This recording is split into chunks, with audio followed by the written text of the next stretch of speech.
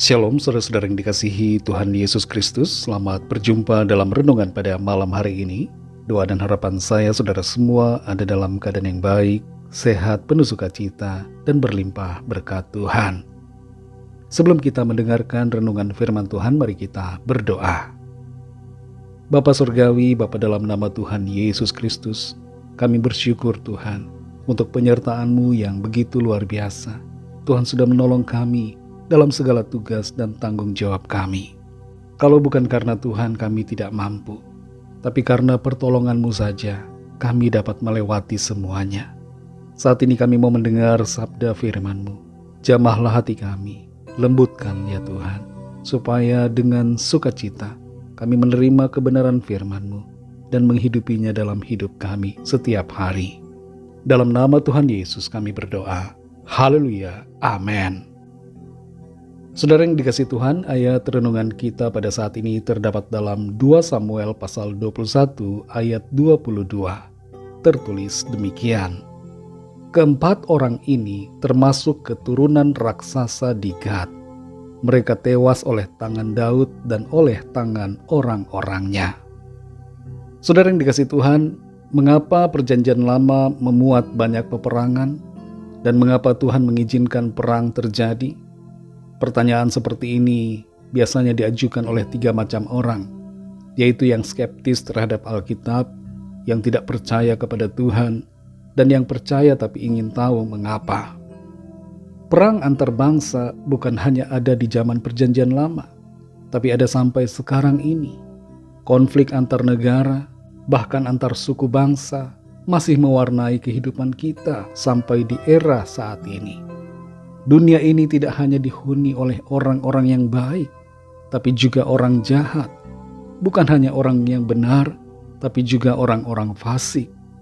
Dari kenyataan ini saja, tidak heran begitu banyak konflik dan perang yang terjadi. Menghadapi situasi yang demikian, seringkali kebaikan tidak boleh berdiam. Sebab ketika kebaikan berdiam terhadap kejahatan, maka kejahatan akan merajalela. Memang ada saatnya kebaikan mengalah pada kejahatan, tapi itu tidak selamanya. Kebaikan harus bersuara dan bertindak. Tuhan membenci kejahatan dan kefasikan, dan Ia tidak akan membiarkan ketidakbenaran serta ketidakadilan berkuasa. Dalam 2 Samuel pasal 21 ayat 22 ini tertulis, keempat orang ini termasuk keturunan raksasa di Gad. Mereka tewas oleh tangan Daud dan oleh tangan orang-orangnya. Sejak dulu sampai sekarang, bangsa Israel itu tergolong bangsa yang kecil, baik dari segi jumlah penduduknya maupun dari segi luas wilayahnya. Bangsa-bangsa lain di sekitar Israel dan yang memusuhi Israel lebih kuat dan lebih banyak serta lebih besar. Tapi mengapa bangsa Israel masih tetap eksis sampai hari ini? Itu tidak lain karena pembelaan Tuhan dan karena kesetiaan Tuhan yang luar biasa pada janjinya. Dalam konteks ayat ini, ada orang-orang yang termasuk keturunan raksasa yang menjadi andalan bangsa Filistin untuk melawan bangsa Israel. Secara di atas kertas, Israel pasti kalah, tapi mereka menang karena pertolongan Tuhan.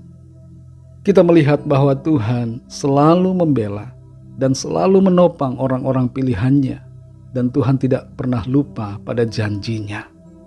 Daud dan bangsanya ditolong Tuhan, bukan karena mereka hebat, bukan karena mereka besar, tapi karena kasih dan kemurahan Tuhan. Dalam Ulangan 7 ayat 7-8 tertulis, bukan karena lebih banyak jumlahmu dari bangsa manapun juga, maka hati Tuhan terpikat olehmu dan memilih kamu. Bukankah kamu ini yang paling kecil dari segala bangsa? Tetapi karena Tuhan mengasihi kamu dan memegang sumpahnya yang telah diikrarkannya kepada nenek moyangmu. Saudara yang dikasihi Tuhan, kita semua, saudara dan saya, adalah orang-orang pilihan Tuhan karena iman kita kepada Kristus. Dan karena itu kita juga memiliki satu keistimewaan yang sama, yaitu dibela oleh Tuhan. Banyak orang yang berusaha menjatuhkan dan mengalahkan kita. tapi kita pasti dibela Tuhan. Secara kekuatan dan kemampuan, kita tidak berdaya menghadapi semua tantangan yang ada, tapi kita pasti dibela Tuhan. Dalam Yesaya 41 ayat yang ke-10 firman Tuhan berkata, "Janganlah takut sebab aku menyertai engkau. Janganlah bimbang sebab aku ini Allahmu. Aku akan meneguhkan bahkan akan menolong engkau.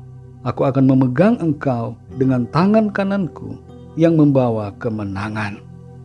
Saudara yang terkasih, dalam menempuh studi, menjalankan usaha, melakukan pekerjaan, mengerjakan pelayanan, dan dalam apapun juga, jangan takut sebab kita punya pembela yang maha besar, yaitu Tuhan pencipta langit dan bumi ini. Dialah Tuhan Yesus Kristus yang telah menebus dan menyelamatkan kita karena kasih-Nya. Mari kita bersyukur dan jangan takut menghadapi apapun juga, serta setialah dalam mengasihi Tuhan selamanya.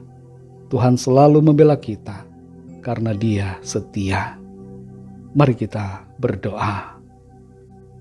Bapa Surgawi, Bapa dalam nama Tuhan Yesus Kristus, Tuhan dan Allah kami yang hidup dan benar, Allah yang layak dipuji disembah.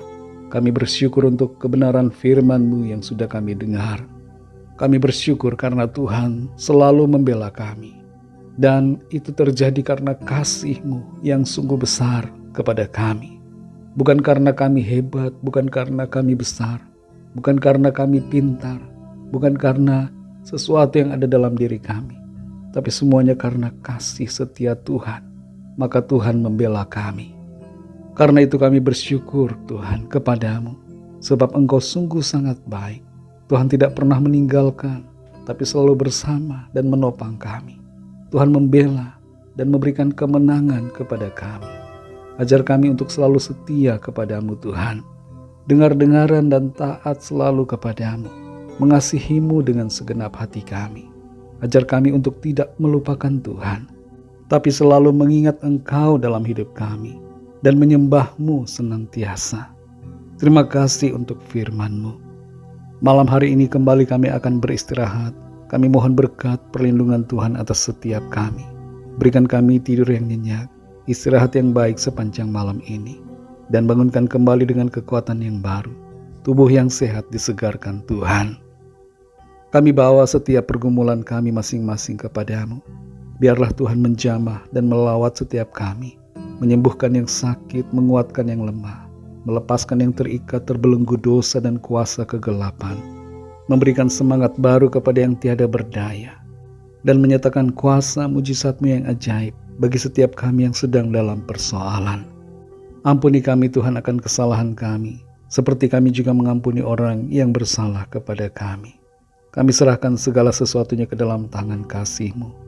Hanya dalam nama-Mu yang kudus, nama Tuhan Yesus Kristus, kami sudah berdoa dan mengucap syukur. Haleluya. Terimalah berkat Tuhan. Tuhan memberkati engkau dan melindungi engkau. Tuhan menyinari engkau dengan wajah-Nya dan memberikan kasih karunia. Tuhan menghadapkan wajah-Nya kepadamu dan memberikan damai sejahtera. Berkat anugerah dari Bapa Surgawi, kasih karunia dari Tuhan Yesus Kristus, dalam persekutuan dengan Roh Kudus, menyertai kita semua sekarang ini dan sampai Maranatha Tuhan Yesus datang kembali, dan bahkan sampai selama-lamanya. Dalam berkat nama Tuhan Yesus Kristus, haleluya, amin. Puji Tuhan, saudara yang dikasihi Tuhan, saya percaya firman Tuhan menjadi berkat dan kekuatan buat saudara semua, dan Roh Kudus akan menolong saudara untuk lebih lagi memahami kebenaran firman Tuhan. Tuhan Yesus memberkati saudara semua. Sampai jumpa dalam renungan yang berikutnya. Haleluya.